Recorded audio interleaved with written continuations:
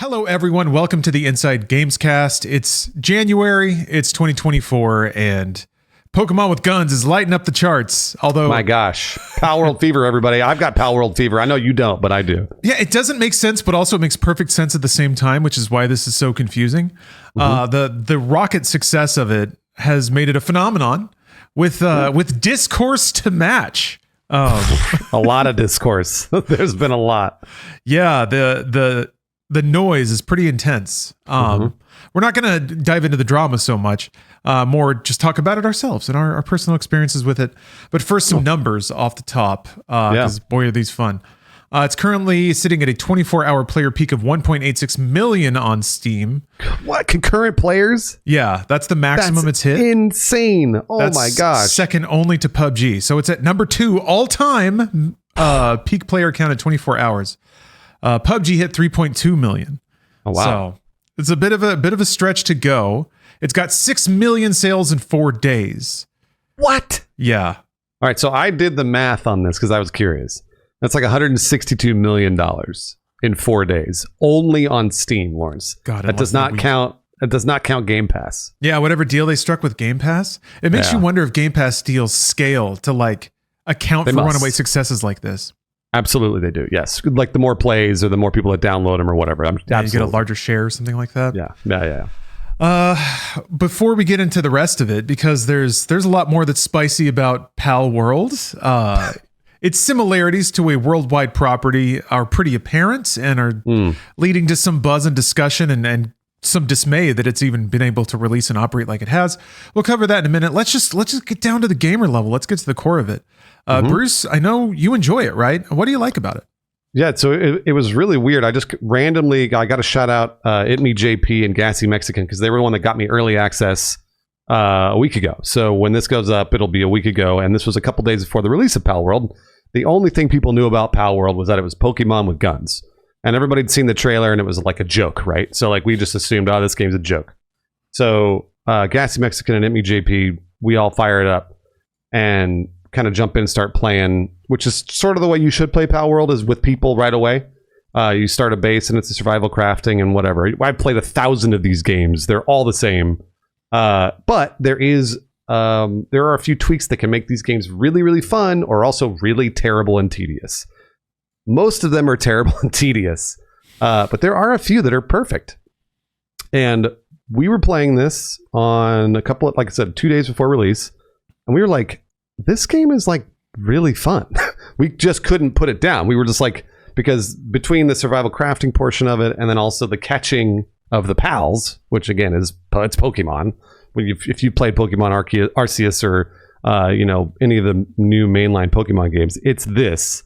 But you do it with your friends and you do it online while also making a base. And so it's kind of put together all of these things that Pokemon fans have always wanted. Also, it's on PC. So like there's all of these things that all came together all at once. And this game could have been a train wreck. It honestly probably should have been. And most people expected it to be a train wreck, especially in early access. But again, we could not stop playing. We just like kept playing and kept like kind of like looking at each other digitally and being like, this game is really, really fun. And by the end of playing I was like maybe like 12 to 13 hours on Thursday, we were like, this game is going to have a massive launch. Like we knew it was going to be big, but we didn't know how big. Because it was fun. And everyone else that it was also playing Palworld early on was saying it was fun. And we all kind of like were in disbelief. Like major credit to the developers for making a game that actually generally pretty much works. Like there's, fun little physics glitches and things like that. But generally speaking, it worked. Even in early access before the game was out, we were playing it and it was working. So the things that I can point to are, this is what every Pokemon fan said they wanted. They wanted a game where they could play with their friends. They could play on any server. They could play on PC. They could play on like Xbox or Game Pass, or on a console. And then the survival crafting thing to me is just sort of an icing on the cake. That the game just throws away like real world logic. Survival crafting. Gosh, I'm so tired of survival crafting games being like, well, you need to cut down 40 trees to make one axe because that's the way real life is. Like, no, I don't want that. Like, I just want a video game. So it's like punch a tree, you get 5 wood, you can make an axe right away, and you'll never have to punch a tree again. And the JP said this a bunch, but it's true. He said the game is fun first. So it's just trying to be fun. It's not trying to be immersive. It's not trying to be any of that stuff that like an Ark is or something like that. It's just trying to be a game that is like, it makes you feel like you're just getting to catching the pals, the Pokemon. Because that's the most fun part of the game, is catching them and then battling bosses with your friends while throwing out all your Pokemon and watching pals fight other pals, etc., etc. That's all really fun. Also the pals slaving away in your work camps. It's hilarious. That's another aspect of this game that's kind of weird, is that this entire thing is funny. So it's not only is it like, they say Pokemon with guns, but you don't get guns for your pals until like level 20. You have to play a lot to get to guns. But when you first start out and you go like, okay, well, you tell your pals to mine, or you tell your pals to cut down trees, or you tell your pals they have to sleep and eat, and they get sad or they get depressed or they break their leg or something like that. It's really funny. So it's kind of this darker version of Pokemon that, again, most of us has always like sort of fantasized about but never seen. So Pocket Pair executed on all of this and made the game work. So long and the short of it is, it's really, really fun. Huh. That's just not the game that I played. I punched a lot of trees. I was still punching trees. I axed trees a lot. And then I took all the wood and made beds. And then I axed more trees. Yeah, and then I needed a blue rock that the blue rocks weren't around. So I just had to wander around in tons of circles and just saw the same pals over and over again. So I don't know where that game is. We should say you don't like survival games. You never have. So. Yeah. No, that's true. Make that known. Yeah, no, and that's okay. That's all right. You don't have to like them. I've played a bunch of them because, again, there are only a couple that I really like. Sons of the Forest and the Forest are really fun. I don't know if you ever played the Forest. Well, no, I'm more pointing out the difference in our perceived experiences, because I remember an awful lot of tree punching, whereas you don't seem to remember much at all. So maybe we just played different ways or got to upgrades in different orders or something. I just blazed right through it. I mean, like before, again, like when I play Ark, I mean, like you can compare the first 3 hours of me playing. Ark is horrifically slow. Holy cow. Yeah. So, and that is the way I think of survival games, is Ark. And again, you and I have even played a couple of these. Like we played Moria. Remember Return to Moria, the Lord of the Rings one? Mm-hmm. That one hit a grind like almost within the first couple hours, where all of a sudden you and I were like, oh shit, we got to get all this, whatever it was. I don't remember what it was. And Palworld just didn't feel that way. You didn't get to the grind until like the really heavy grind until like probably 20 hours in, 25. And even then, I'm doing that grind right now, and it's still fun. It's just less fun, but it's still fun. So, would it be fun if no one were watching, though? Like, is this something you would choose to spend your free time on? I've been doing that, Lawrence. Yeah? I've been playing it off stream, and that's how I know, to me, that the game has hooked me. What's your motivation to keep playing? Like, what is it? Just seeing new pals or building new structures? That's it. Seeing new pals. The structures don't matter to me at all. I've never been a base builder. So I want to see what, like, because I'm only level 35 and you've got till 50. So there's a bunch of other random pals out there that I've never seen. I've never gotten to do the boss battles. I would love to see, like, I don't know if they're a legendary pal. I'm not sure. Like, I haven't looked ahead because I don't want to know. But that's the fun part, is like you get, and this was what Pokemon was. Did you ever play Arceus? Yeah, a little bit. Yeah. Did you enjoy that at all? There was no base building, at least. I appreciated it. Yeah. There wasn't any grinding, but the combat was just like painfully slow and boring. It was terrible. Yeah. And it ran and looked terrible. There was that too. That's true. But Arceus, that was the fun part of Arceus, is that you would go and be like, oh, I just saw a Pokemon I'd never seen before, and I'll put them in a ball. Like that's the fun part of Palworld. And Palworld absolutely in my opinion, stole that gameplay loop from Arceus and just made it faster. They just give you the dopamine drip faster.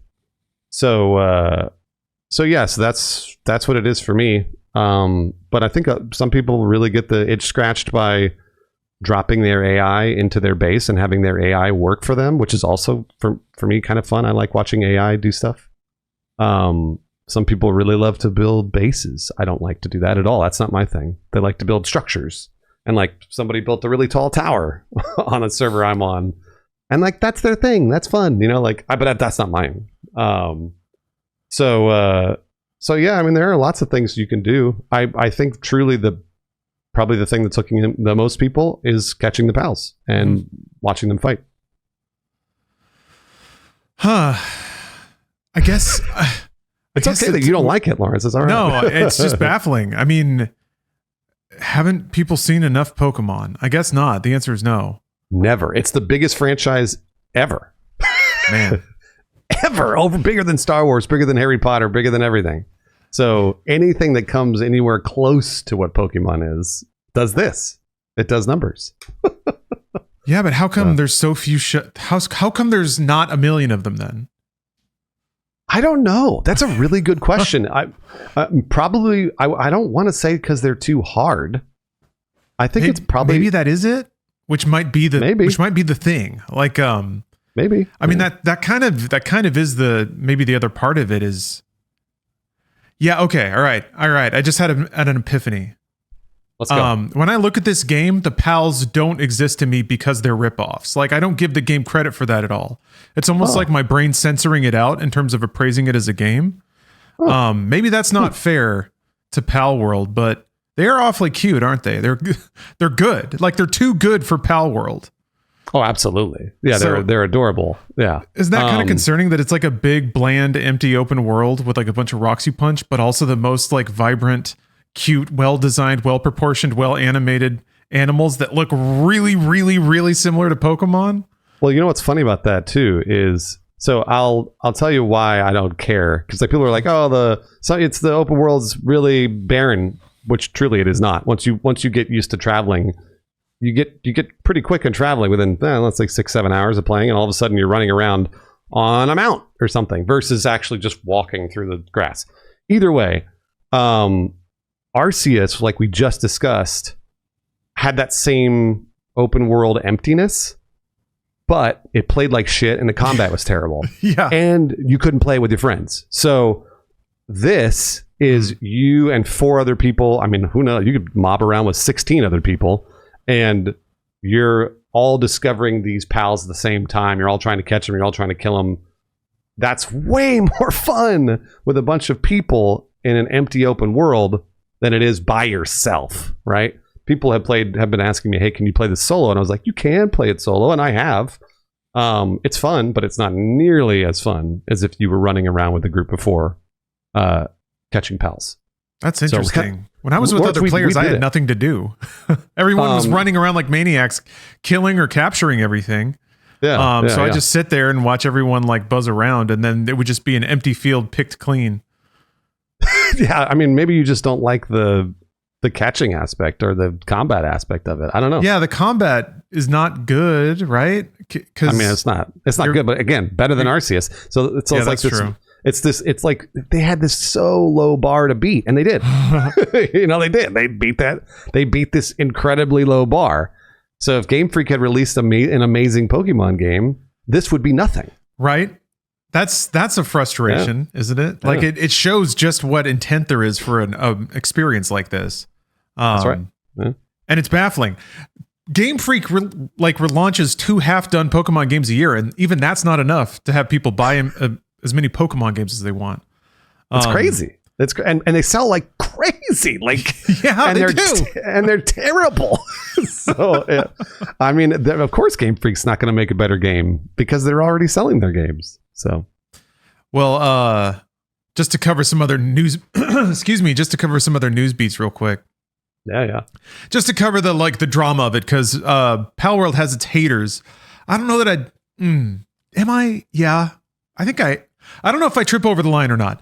I'm baffled by Palworld, but I don't bear it any ill will. So you're maybe not a hater. We should, Lawrence, before you launch into the news, we should talk about this because people were asking me. They're like, Lawrence seems to not like this game because they're like, you love it, and Lawrence seems to not like it. I was like, I know, yeah, because Lawrence isn't generally a survival crafting guy.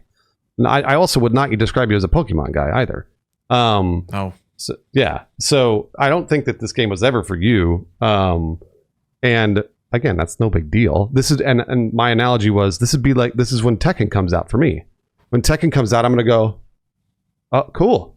Like that, like I'm gonna go like, oh, great, and everyone's gonna be like, what, dude? The fucking fighting mechanics and do you see the way the bear looks? And like I'm gonna be like, yeah, cool, because I don't care. I don't care about fighting games. But that said, I want Tekken to be a success. I want everybody to love it. I want it to be a great fighting game, much like Street Fighter when that came out, and same with Mortal Kombat. Like I was like, thumbs up. I don't care. Sure. But I'm not, and I wasn't baffled by the sales of it. Like it was more of just like, I hope they made a good game. I'm gonna ask my friend Lawrence if it's a good game because he knows about fighting games. And then you told me, and I was like, great. So that's kind of this is the flip of that, is that I play these games all the time, so I can sort of tell you what I think are the good hooks and what aren't the good hooks.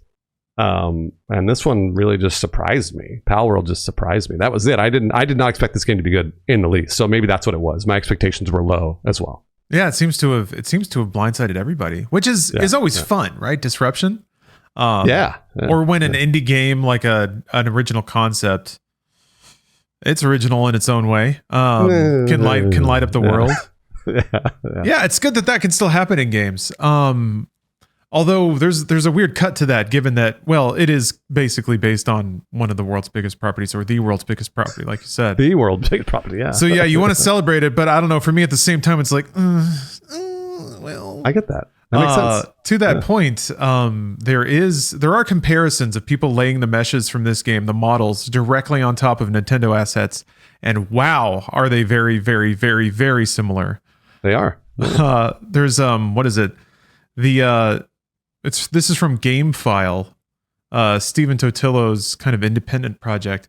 He spoke with the legal head for the Pokemon Company from 2008 to 2020, Don McGowan. Don said, "This looks like the usual rip-off nonsense that I would see 1,000 times a year when I was chief legal officer of Pokemon. I'm just surprised it got this far." I think a lot of people are. I don't know if the radio silence and the fact that it stayed on sale this long means that it's just going to cruise at this point, which seems really surprising for Nintendo. Really chill of them for some reason. It's I wonder if, to me, this seems like Nintendo wrote this off long. Like I'm sure they saw this game a long time ago. Yeah, the trailer was very honest about how this game looks. And they probably just were like, this is nothing, because I think everybody thought it was nothing. So when this game came out and it executed on the vision that they actually planned, well, then it sold a ton. So wouldn't it be weird? Well, whatever. Wouldn't it be weird? Nintendo's weird, but wouldn't it be weird if Nintendo was now like, well, now we're going to sue you because it succeeded?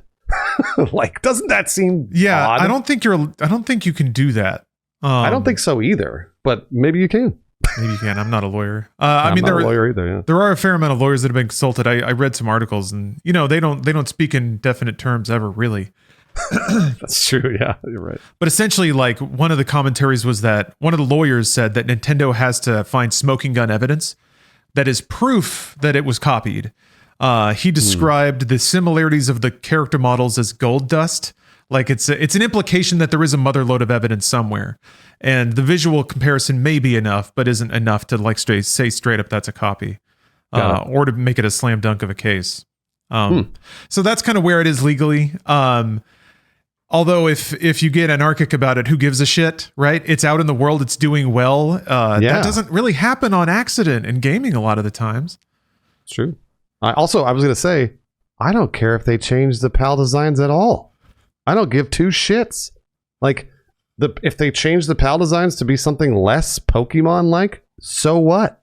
They still have guns. They're still hilarious. They still do dumb shit. They still have weird names. Like, I don't care. Like, so yeah, go ahead and change them all.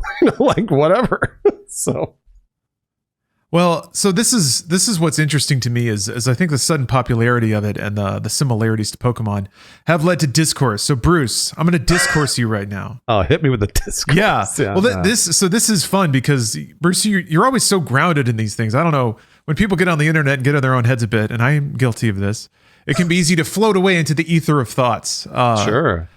So Bruce, all right, here we go. Hit me. Okay. Does Palworld deserve its success since it's copying another popular franchise? It's a great question because I saw it written and I was like, damn, I'm only going to say yes, it does deserve it because they made a good game. So the bones of the game are there. And that's why I was saying if they change the PAL designs, that's not going to change a thing for me.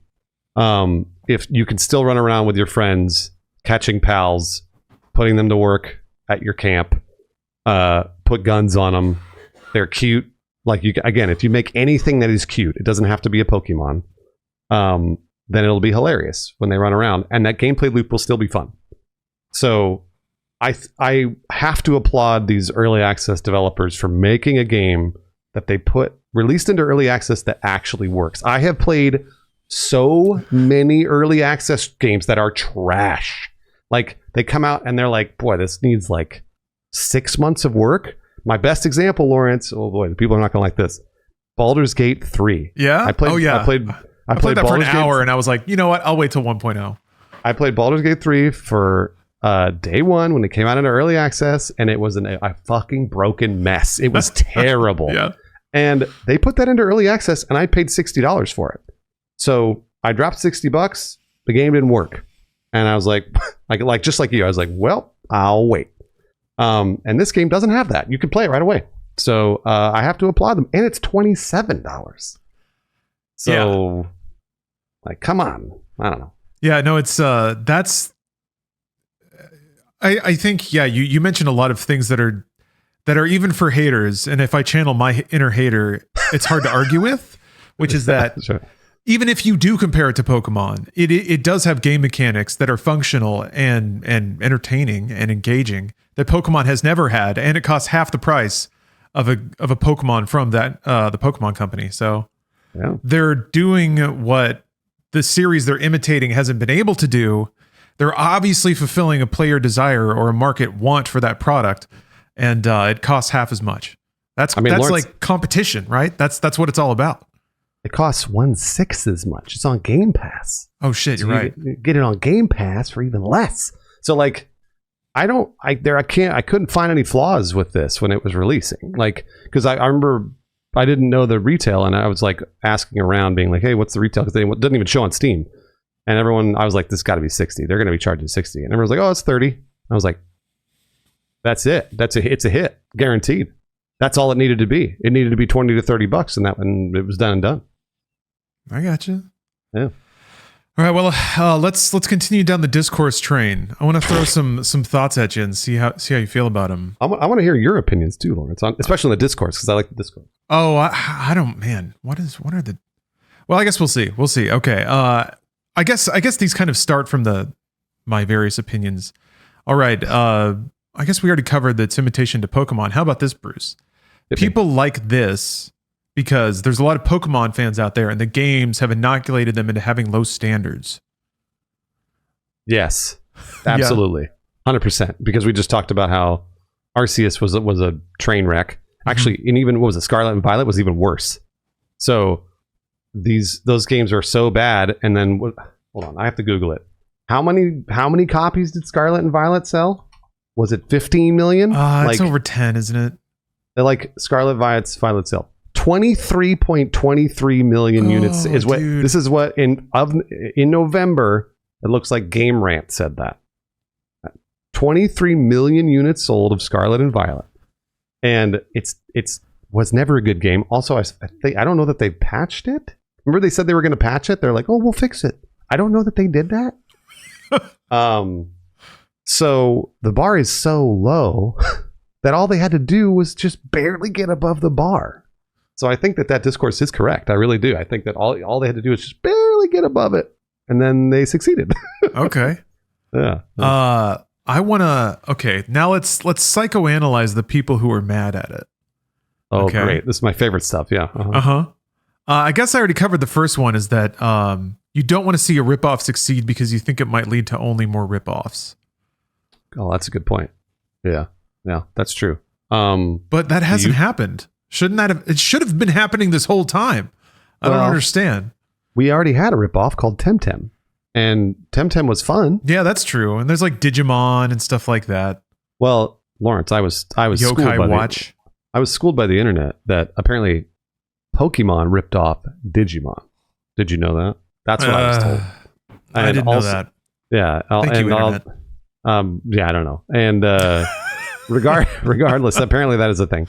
But like Temtem was the most recent ripoff. You and I played that together. Yeah, that was online, but it didn't have this open world crafting stuff.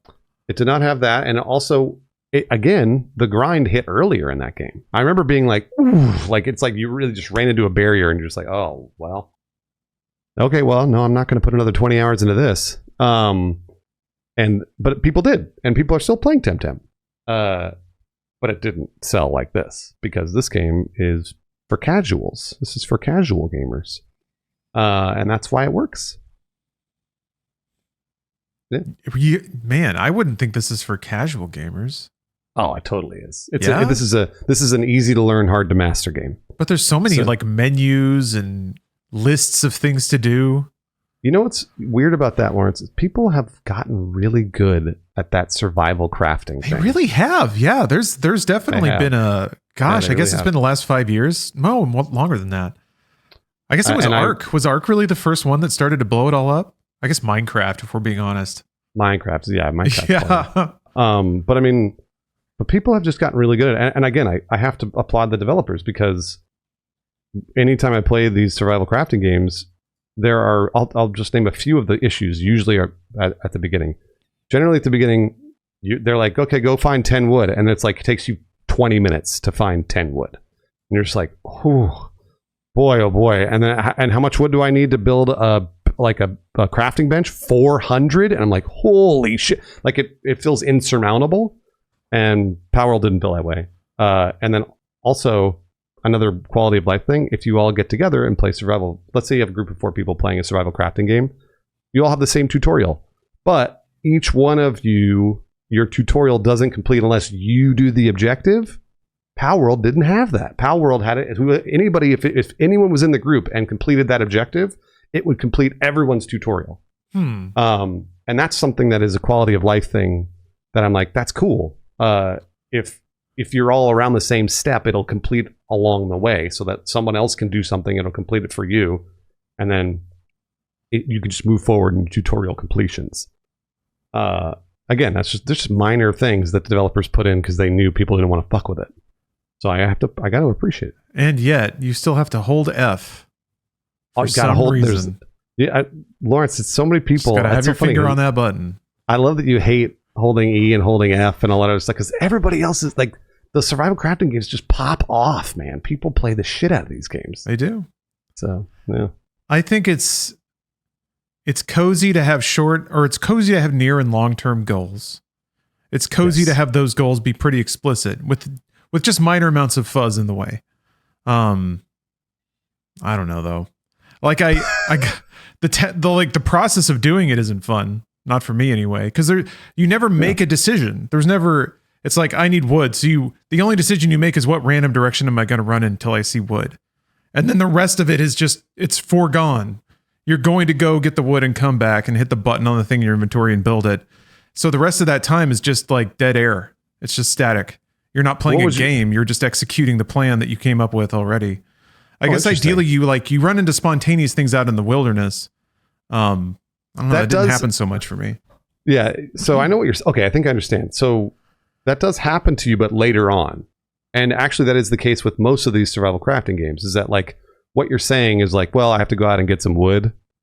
It takes. I mean, this can vary, but it takes like 10 to 40 hours to get to a spot in any of these survival crafting games where you need resources, but then it's fun to go out and explore. You have the other gear to go out and explore. So you have the armor, you have the weapons, you have whatever else that you need to go out and stray far from your base and get your resources, but also you get to have a fun time exploring out there, killing creatures, whatever. That takes a long time in a lot of survival crafting games to feel like you can actually wander around the world. Not in Palworld. Early on in Palworld, I didn't feel like I was going to die right away. Actually, that's another thing. Oh, good point. I'll say about Palworld. I played with two other guys, one other guy at most. It was like just me and another dude. And we could catch things 10 levels above us. And that's huge because in other survival crafting games, it's gated. So like if you found something that's level 7 and you're 6, you're like, nope, can't do it. You'd shoot it with an arrow, it would do 0 damage. You'd be like, all right, never mind. You just turn around and run away. In Palworld, it's not like that.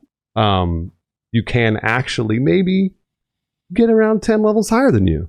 And it's really exciting to catch something that is seemingly larger and stronger than you are or your pals.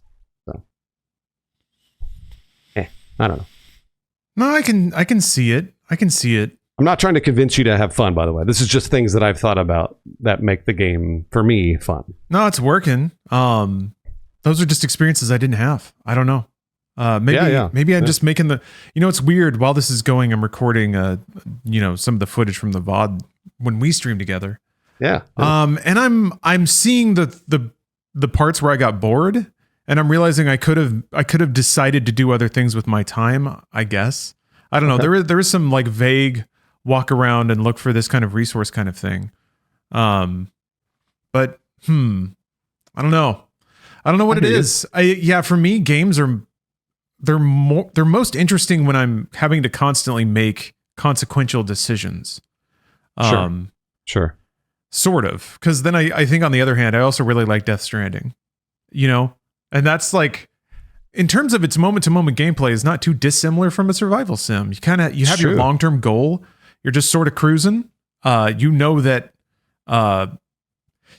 like there's a gap of time between your goal and here, or even like getting around by horse in Red Dead 2 was another thing. I vibe out to that pretty hard, but for some reason having a shopping list next to it makes it feel a lot less cozy, a lot less relaxing. I don't know. Maybe do you like the narrative portion? So like Red Dead and Death Stranding, you both know that they're like involved with the story. So like on the other end of that travel, you're probably going to get some sort of cinematic, some sort of progression in the narrative. Whereas in Palworld, there's none of that. So is that what you're kind of looking for? Yeah, that's a good point. Yeah, the narrative bits are just kind of like weird treats, and they give you something to mentally chew on during the next gap when you're not really playing a game. So I guess for survival sims, it's like, where's the carrot? I guess like you said, it's more pals or doing boss fights and things. And I guess what I do appreciate about it is that they did link the collection to another system. They found a way to interchange the collecting of the pals with base automation. So that's pretty smart. Yeah. I have to admit. Yeah. And that's unique as well. So I could see how it's like, it's fun to go see a cute new buddy, but then also discover the myriad of ways that you can exploit their labor. Yes, and also really funny to like catch humans and like again, we haven't even talked about putting the guns on them. Like I think once you must have been at least a little excited when you saw that my giant panda had grenade launchers. The first couple of times, and then I was like, it's just like a basic gun model, and it is. But it's fun. This fight's also taking like 20 minutes long. No, it was awesome. It was cool. I was smiling the whole time, I have to admit, and that's part of the magic. But also, it's like, God, how many hours, Bruce, do you think it would take me to get a big boy and slap some rocket launchers on him? 10. Oh, man. I think you could do it in 10. That's not so bad. That's not so bad, right? Lawrence, I think you and I, this is interesting. I'm glad to hear the narrative thing. So, because like with Red Dead and Death Stranding, it's funny you bring up both those games. Because I think kind of where my opinion in video game narrative lies, which is generally speaking, it sucks. Red Dead, however, I know is a good narrative. And same with Death Stranding. Honestly, Death Stranding is like a Kojima narrative, but it's fun. It's fun and kind of crazy, right? But I still think it is a relatively good narrative. But Red Dead is, to me, very, very slow. It is a very, very mega slow video game, and that's okay. Just I've tried a couple of times to get into it, couldn't do it. And I'm not saying the game is bad.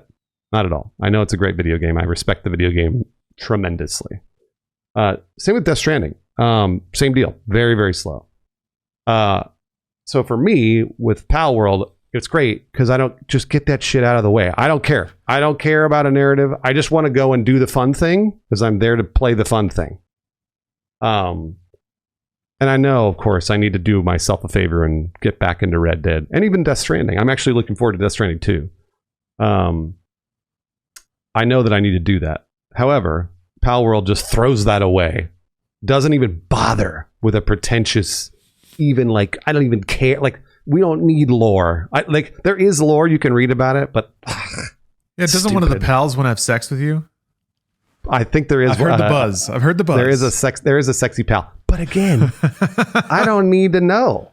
I don't care. If the game is fun, the game is fun. But I know a lot of people think that Red Dead's game is fun and also the narrative's amazing. So to me, I think it's probably I need to sit down and play those games. But I think that maybe that's the disconnect, is that for you, there's nothing there stringing you along, being like, there's nothing even pushing me to go do this thing. Why would I go punch a tree if I don't even know why I'm doing it? I don't know. Maybe. No, you're right. It seemed like, and maybe this is a hypersimplification, but the point of playing was to automate the things you do while you're playing. So you punch a tree so you don't have to punch trees anymore. That's right. Yeah, you could just not punch the tree in the first place and get to the rest of the mechanics that matter. You're right, Lawrence. You're right. At my most cynical, and this is more, gosh, I don't know, Bruce, you can qualify this as cynical or not. Survival sims are flourishing because they're cheap, or rather, I should say, yes. you get miles of playtime out of tiny amounts of assets. So Correct. They have this open world, and then they have their wholly owned, original, and unique pals that are scattered around, and that's kind of it. And by giving you nested loops of things to get, they can have you running in circles in this space and feel like you're doing stuff, but really you're just like, if you think about it, like I said, 20 hours from now, I guess in this game you do get a big pal with some rockets, so that's pretty appealing. But you're right though, Lawrence. I mean, and we talked about this with video games. Yeah. Well, what do you get from Red Dead?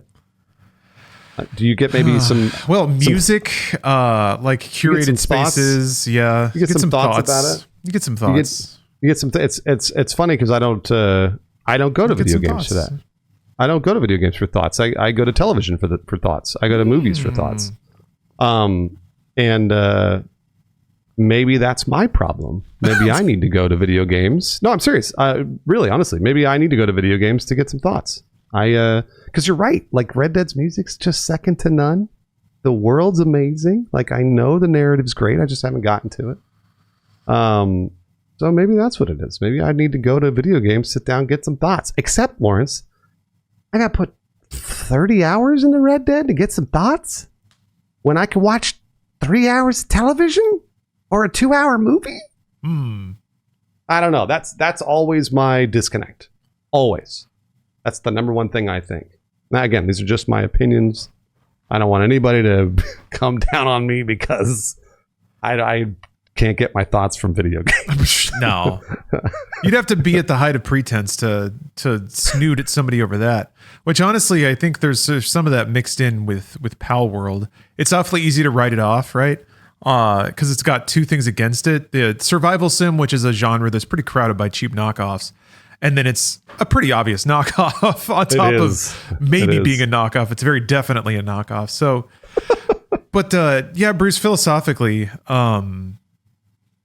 can overthink it, but games, if the point of art is to resonate with people, then I don't want to go so far as to say like the most popular games are the most valid ones, but a game can't be popular without being valid in some way, you know? Oh, I see what you're saying. Yeah. Games don't accidentally trick people into having fun.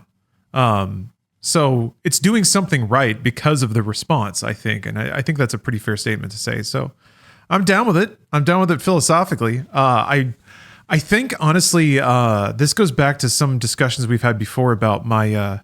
to some degree, I have a bit of an inability to author my own fun. And this goes back to it being a little more boundary on or having more of a framework on things. I guess I like a guided experience versus just like puzzle pieces and you have to kind of build your own. And that seems like that's what Palworld is. And again, this is just coming to me kind of looking at my old footage. But yeah, there's a lot of times I didn't need to just like do the drone thing, but I did. So why did I choose to do that? Maybe I should have just stopped it and found something more fun to do, or gone and find some cool pals to ride around on. You know, I was thinking of that when we played it last night. You settled into like building beds and like doing stuff at the base, and also you did this for 7 Days to Die when we all played 7 Days. Yeah, that's true. Yeah, I was a homebody, and I remember asking you then, being like, Lawrence, you should go out and explore. Like, it's more fun to do that. Like, and you're like, no, I want to, like, this is what I want to do. So maybe next time we do a survival sim, don't do that. Don't settle into the building thing. Go out and explore. Go have some fun. Yeah, but you're competing with everybody else doing the same thing. Nah, you can go find your own. There are plenty of spots you go wander around, and also, you know what's fun? To go stand next to Alana and watch her do something too. That's always true. fun. That is fun. I think that's fun. And see what their experience is. I just had a thought about our thoughts about video game narratives. Palworld is like the Arrow. Palworld is CW's Arrow, right? I'll always laugh thinking about Arrow. I know. Well, me too. And Red Dead is The Wire. Okay. That's totally what this is. Like, if you're going to, television for the procedural, NCIS or whatever, that's what Palworld is. You go and you got your 1 hour fix. You got your little dopamine drip of they caught the criminal and we moved on. But then you go to The Wire to really dive into what you think about everybody's situation, what each character is doing, and things like that. And that's what Red Dead is. That's kind of those are the comparisons. Hopefully, people listening understand. I get it. I know. Yeah, I know. I knew you would. Popcorn entertainment versus something a little more formed. They both have a place, and I think the media, like, one is not more valid than the other. No, not at all. Yeah, maybe a tiny amount. Maybe The Wire is a little bit more valid than Arrow. Maybe. I mean, I think most people objectively would say yes, it is more valid. But the person that watched all 6 seasons of Arrow and loved every episode, that's fucking great. Mm-hmm. That's awesome. Like, they got to enjoy something for however many hours that was, and it made their life a little better. So that's rad. Oh, okay. I have a spooky closing, looking forward hater thought for you, Bruce. If you don't mind. There's a couple of eerie conclusions I think I've drawn from just watching Palworld and how it operates. Let's see here. First of all is the firm reinforcement that there is, for any video game that explodes in popularity, there will be a tabloid cycle. Like, there will be an incentive to discover something negative and get it to stick, which is essentially what, like tabloid reporters do. So, beware, developers of the world. If your game rockets to success, you better believe that there's going to be people scouring every last inch they can find to get something negative to stick. Because, man, if you have a viral post like that, the possibilities. You can get the podcast rights and everything. By the way, who's avoided that? Lethal Company. Only one guy made it. Yeah, Lethal Company. Even this company is coming up pretty clean. I mean, people got a little upset about AI, which leads into another point. But yeah, Lethal Company has avoided that, and that, I mean, it's only one guy, and he made like the simplest, easiest game, but he hasn't had to worry about that because I think he generally made a pretty good game. Although I don't know if anybody's only digging on him or anything. Like, I don't know if they're looking for things that he's done wrong. I bet if Lethal Company were more popular, they certainly would be. But I don't know. Lethal Company. They got pretty big, but I wonder in terms of scale. Let me see. It's one of the top sellers on Steam. I know Lethal Company for a while was the top seller. Whoa! Believed to hit 10 million. No way. Yeah. Okay, yeah, you're right. Holy cow! So that's a game that has stayed pretty clean so far. Yeah. Good point. Sorry, I didn't mean to interrupt your other spooky thoughts. Not at all. This stuff is fascinating to sort of keep tabs on. To me, it's the intersection of gaming culture and the internet, and just kind of the way that stories and storytelling kind of evolves up in the meta layer of gaming. Anyway, so the AI thing, people got really freaked out about it. I won't judge whether or not it was valid too, but everyone gets afraid. I think that there's kind of like I think it's I think it speaks to a lot of subconscious worries. I kind of alluded to this earlier, that if AI enters game development, you'll have 100 games like this a day, where AI just takes a pass on the roster of Pokemon, dumps them into an AI-generated world, AI-generated logo, AI-generated name, and the same person publishes 100 Palworlds on Steam. I think looking in from the outside, especially with the survival sim aspects and stuff, it's easy to see this as the first visitation of the samey, brand-laden, AI-overgenerated, just garbo in the future. Now, Bruce, the game you described doesn't sound anything like that, but can you? I don't know. Does that sound like an interesting reaction to you? I can see what you're saying. I actually, Lawrence, I wanted to hear I have a very boring take on this AI thing. Yeah. And my really boring take is the same boring take that I have when it comes to spending money. If you think the game used AI, or if it comes out that Palworld used AI, don't buy the video game if you don't want to support AI. That's it. That's all I've got. Literally, because with the finals, I saw a bunch of hand waving when the finals was like, yeah, we used AI voice actors. We didn't pay anybody, and the voice and everyone and a bunch of people comments on our videos for the finals. We're like, so what? Who cares? AI voice, no big deal. I don't care. The game's great. I played it a ton, and it doesn't bother me. So a bunch of people were like, whatever. So that just leads me to the same conclusion. All right, well then, if you don't want to support AI, then don't. I wanted to hear your take on it. My take's largely the same, but I guess my advice to anyone that does stand by their principles and doesn't want to buy AI games, this is a good indicator of how AI games might take off in the future, because no one stopped to ask. No one cared at the point of sale and recommending the game and talking about it at all. It's already got like 6 million sales. Nothing about that conversation was a part of anyone's buying decision. Well, I should take that back. Certainly it was part of some people's, but not enough to be any kind of ripple in this game's performance. So even if it were made out of AI, it would have sold a ton, and that's what the future's going to be. So I guess look forward to that. Well, so there is one thing, I don't know if you know about the Steam tool, that developers have to tell Steam they've used AI. Oh. So apparently if developers lie and don't tell Steam, it's like going to the airport, going through security, and they're like, do you have any guns? And you're like, no. Right. It's the same where they have, supposedly Steam has a policy where the developers have to disclose if they've used AI. But if this game used AI and they never have any proof, how would Steam know, right? So there is one little tool on Steam that would say, this game uses AI. And then you could be like, all right, well, I don't want to buy it because it uses AI. As far as we know, it hasn't used AI. But Lawrence, you are absolutely correct. When we get into probably within 10 years, 10, 20 years time, when we get 100 clones of these games, or, we're already reading AI articles. I can always tell when I'm reading these articles and I'm like, this isn't a human that wrote this. Then we're going to have to be like, well, are we going to buy these games or not? Even if it sold 5 billion copies and everyone says it's fun, it was made by a robot. Do I want to play that? I don't know. I guess, yeah. Am I most paranoid? That's, if I'm honest with myself about my deepest, darkest fears for the future of gaming, that's what Palworld represents to me.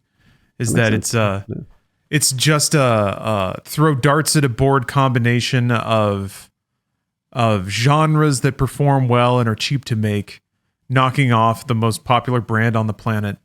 And I guess ultimately, if you want to be mega cynical about it, it's sad to see it work. But it's not, because it does offer something that's more than that. But boy, on its surface, does it seem like it's just it's depressing that it's that popular, I guess. Well said, Lawrence. I completely agree with you on every angle, and I've played a ton of this game. I'm still a supporter of the free market, so I'm like, if the free market says that this game is fun and people are enjoying it and I'm enjoying it, I'm not going to take that away from anybody else. I'm not going to take it away from myself. But you're right. It could be a harbinger of something more dark and sinister in the future. All right. So where do we stand, Bruce? We're pro Palworld, Insight Games' Pro Palworld. I've been pro Palworld since the beginning. I've been Brave. saying fuck this game's on fucking Game Pass, dudes. Absolutely Go get brave. If you are worried about, if you're like, well, it's AI, is it going to be fun? Just try it on Game Pass. Like, go check it out. If you are already paying for Game Pass, then it's done deal, right? And then That's what I did. You download it. Yeah. You download it, try it, and you go, nah, this isn't for me, and then you move on. You get a fat hundo gamer score for catching one pal. It's worth at least that. Wow, I didn't know that. That's actually really cool. Okay. Yeah, it's one of those achievement games where there's only like 10 of them and they're all juicy and fat. So that's another motivator. Are you pro Palworld? I'm not anti Palworld. All right. I've been convinced to give it another try because the base automation stuff really does speak to me.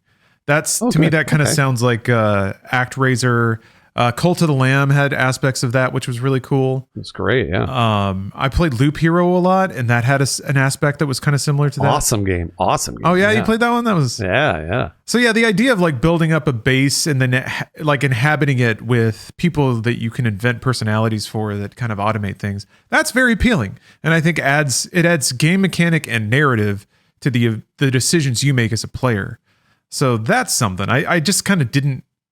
I don't know. I don't think I got that far when I was playing on my own, and that I didn't interface with that pretty much at all when we were playing, which is an interesting. Yeah, that's the co-op danger, I guess, is that I sometimes I'm ignorant that some things are even in the game because other people are just doing them. So yeah, maybe I can be converted to Pro Palworld.